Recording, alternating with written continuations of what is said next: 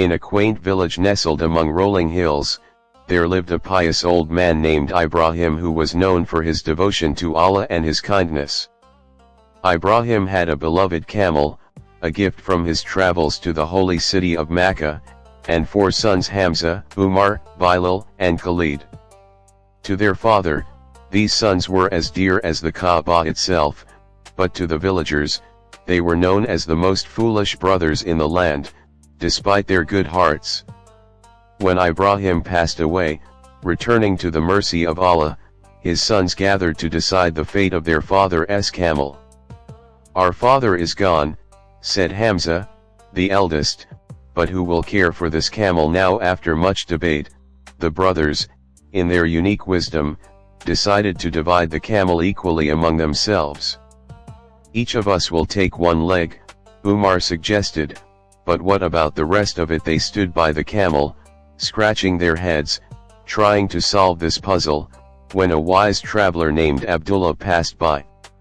Abdullah, a man known for his knowledge of the Quran and Sunnah, stopped and asked, "O brothers, what troubles you so?" Bilal explained, "We are 4 brothers, and we wish to divide this camel equally." "How do we do it?" Abdullah smiled gently and said, "Why not sell the camel in the market and divide the money equally? This way, you honor your father's legacy without harming the animal." The brothers, impressed by this simple yet wise solution, praised Allah for sending such guidance and set off for the city to sell the camel. As they journeyed through a dense forest, night fell, and the brothers, weary from the day's travel, lay down to rest. They tied the camel to a tree and soon fell into a deep sleep, snoring loudly under the stars. In the quiet of the night, a cunning thief crept up, untied the camel, and slipped away into the darkness. When Khalid awoke at dawn and saw the camel gone, he shouted, "Brothers! Our camel has been stolen." The others stirred, and Hamza yawned, "Let it be. Perhaps it was Ramzan Khan, the notorious thief. We'll deal with it in the morning." Trusting in Allah, they went back to sleep. At sunrise, the brothers set out to find Ramzan Khan.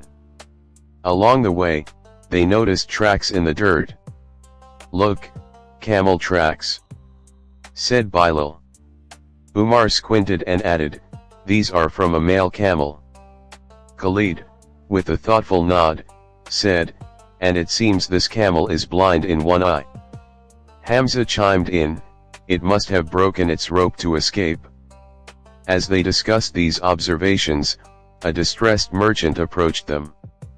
"Have you seen my lost camel?" he asked. Bilal replied, "A male camel." Umar added, "Blind in one eye." Khalid said, "With a broken rope." The merchant's eyes widened. "Yes, exactly." "Where is it?" The brothers, in unison, said, "We haven't seen it." "Keep searching." The merchant grew suspicious. "You know too much about my camel to be innocent. Come, let us go to the Amir for justice."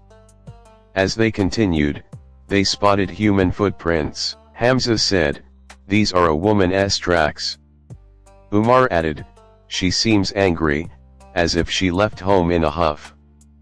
Bilal noted, "She might be expecting a child." Soon, a worried man ran up and asked, "Have you seen my wife? She left home last night." Hamza replied, "Was she angry?" Umar said, "Perhaps expecting a child." Khalid added, "Did she leave at night?" The man gasped, "Yes, that's her." "Where is she again?" The brothers said, "We haven't seen her." "Search elsewhere." The man grew furious. "You know too much. You must have taken her. To the Amir we go." Further along, they asked a villager, "Where is Ramzan Khan's house?" The villager pointed to a nearby home, and out stepped a man. "I am Ramzan Khan," he said. "What do you want?" The brothers accused him, "You stole our camel last night." Ramzan Khan laughed, "I was home all night.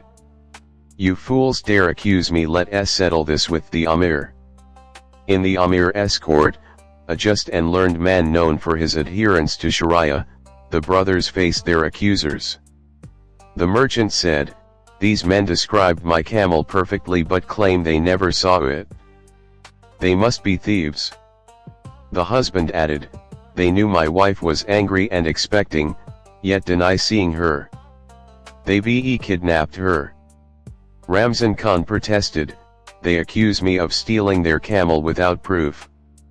The Amir, stroking his beard, turned to the brothers. "What do you say in your defense?" Hamza spoke, "O Amir, we seek justice. Ramzan Khan stole our camel, and these men falsely accuse us." The Amir asked, "Did any of you see Ramzan Khan take the camel?" The brothers admitted, "No, we were asleep."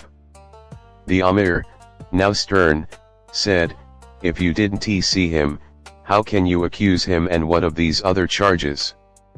The brothers, in their innocence, declared, "O Amir, we are blessed with ilm al-ghaib, knowledge of the unseen, granted by Allah's wisdom.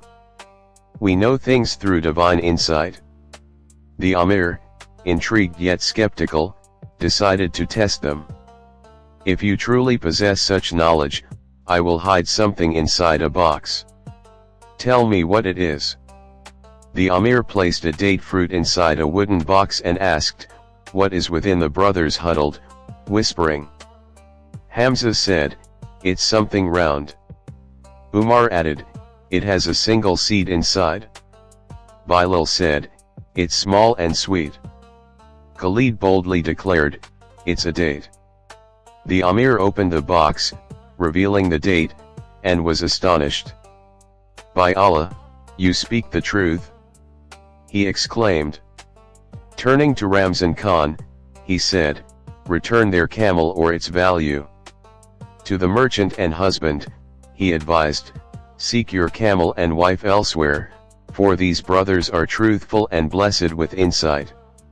Ramzan Khan paid the camel's value, and the brothers, thanking Allah, used the money to buy a flock of goats. On their way home, they rested in a shaded grove. As they slept, a goat climbed a tree, nibbling leaves, while others chewed contentedly. When Bilal awoke, he shouted, "Brothers, wake up, the goats are plotting against us, breaking branches to attack." In a panic, they fled, leaving the goats behind. A stray goat followed, and Khalid, thinking it was chasing them, threw a stone, killing it. "One down!" he cried. Exhausted, they stopped to count themselves. Hamza counted, 1, 2, 3, our brother is missing. Each brother counted, forgetting himself, and they wailed, our fourth brother is gone. A kind shepherd passing by saw their distress and offered, if I count you correctly, will you help tend my flock? The brothers agreed, promising to serve him. The shepherd counted, 1, 2, 3, 4, you are all here. Overjoyed, they declared, we are your servants. The shepherd, seeing their simplicity, took them to his farm. He assigned tasks, Hamza to herd sheep, Umar to feed oxen, Bilal to care for his elderly father, and Khalid to harvest wheat. But their foolishness prevailed. Bilal, tasked with keeping flies off the old man, swatted them with a stick, striking the poor man until he passed away. Umar, thinking feeding oxen was too hard, slaughtered them and stuffed their mouths with hay. Khalid, to simplify harvesting, set the wheat field ablaze, thinking it would cook the grain. Hamza, seeing wolves attack the sheep, thought, these poor village dogs are so hungry. And let them feast. When the shepherd returned, he found his father dead, his oxen slaughtered, his wheat burned, and his sheep devoured. Heartbroken, he cried, O Allah, what calamity! Yet, seeing the brothers' innocent faces, he forgave them, saying, your hearts are pure, but your minds are clouded. dig a grave for my father, as deep as an arm's length, as the Sunnah teaches. The brothers went to the graveyard, but their foolishness persisted. Hamza dug a shallow pit, and Umar placed his arm in it, saying, "It's too deep." They returned, claiming the grave was ready.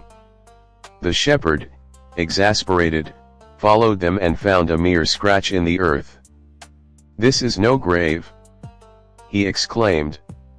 He sent them to fetch his father's body, but on the way, they lost it. Spotting an old woman gathering wood, they mistook her for the shepherd's mother, dragging her to the graveyard despite her protests. The shepherd, seeing the living woman, apologized profusely and buried his father himself. Tired of their antics, he sent the brothers away, saying, "Go, and may Allah guide you to wisdom." The brothers returned to their village, their hearts light despite their blunders, trusting that Allah's mercy would lead them aright.